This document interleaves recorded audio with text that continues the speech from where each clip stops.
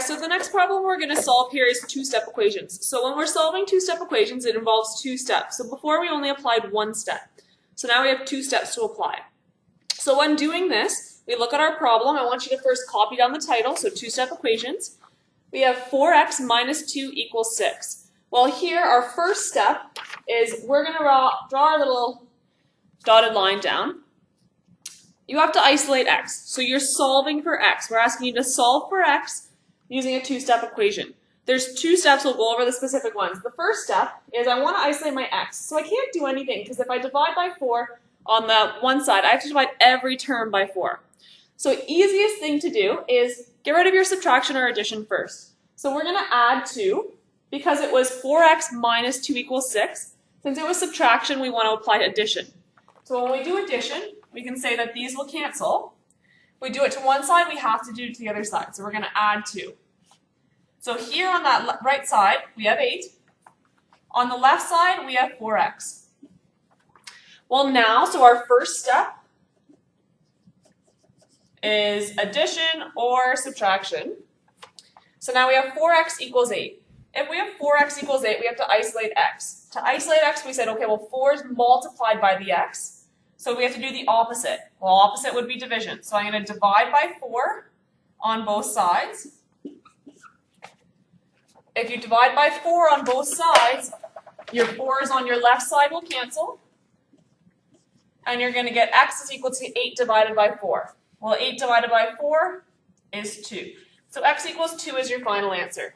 So your first step was addition or subtraction. Your second step would be division or multiplication. Here we had to divide because you're doing the opposite.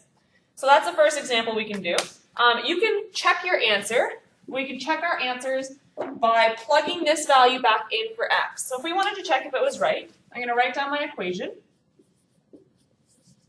and plug that x equals 2 back into the problem. So we're going to get 4 multiplied by 2 minus 2 equals 6.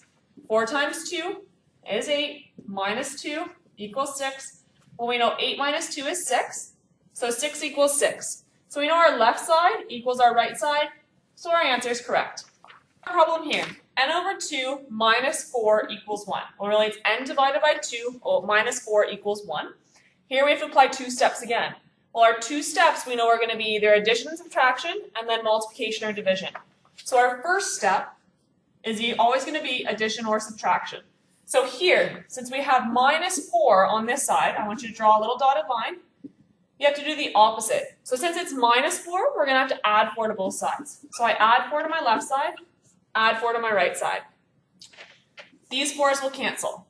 Draw your little line under. You know that 1 plus 4, wanted to add it to 4, will give you 5.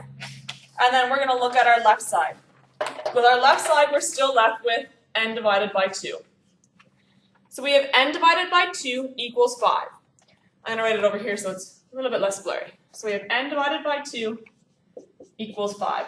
Well, we're going to have to apply the opposite. So we know n divided by 2 was divided. So here we're going to have to multiply because multiplication is opposite of division. So multiply by 2 on both sides. These 2's will cancel because 2 divided by 2 is 1.